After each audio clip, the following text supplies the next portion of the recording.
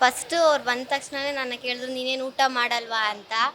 ನನಗೇನು ಖುಷಿ ಅಂದರೆ ನನ್ನ ಜೊತೆ ಅವ್ರು ಒಂದು ಸ್ವಲ್ಪ ಆದರೂ ಮಾತಾಡಿದ್ರಲ್ಲ ಸಪ್ರೇಟಾಗಿ ನಾನು ಒಬ್ಬಳ ಜೊತೆ ಅಂತ, ಅದೊಂದು ತುಂಬ ಖುಷಿ ಇದೆ. I am very lucky. ತುಂಬ ಖುಷಿ ಆಯಿತು ಮಾತಾಡಿ.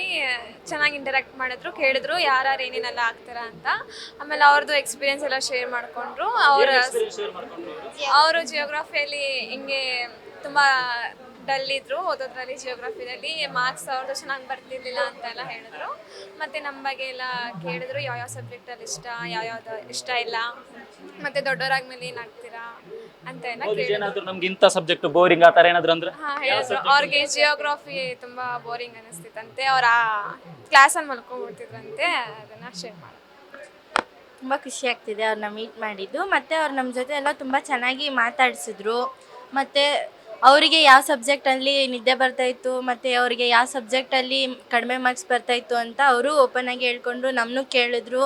ಮತ್ತು ನಮಗೆ ಯಾವ ಸ್ಪೋರ್ಟ್ಸ್ ಮೇಲೆಲ್ಲ ಇಂಟ್ರೆಸ್ಟ್ ಇದೆ ಅಂತಲೂ ಹೇಳಿದ್ರು. Really feeling blessed to see. ಇಷ್ಟು ಹತ್ರದಿಂದ ಅವ್ರನ್ನ ನೋಡ್ತೀನಿ ಅಂತ ಅಂದ್ಕೊಂಡಿರಲಿಲ್ಲ.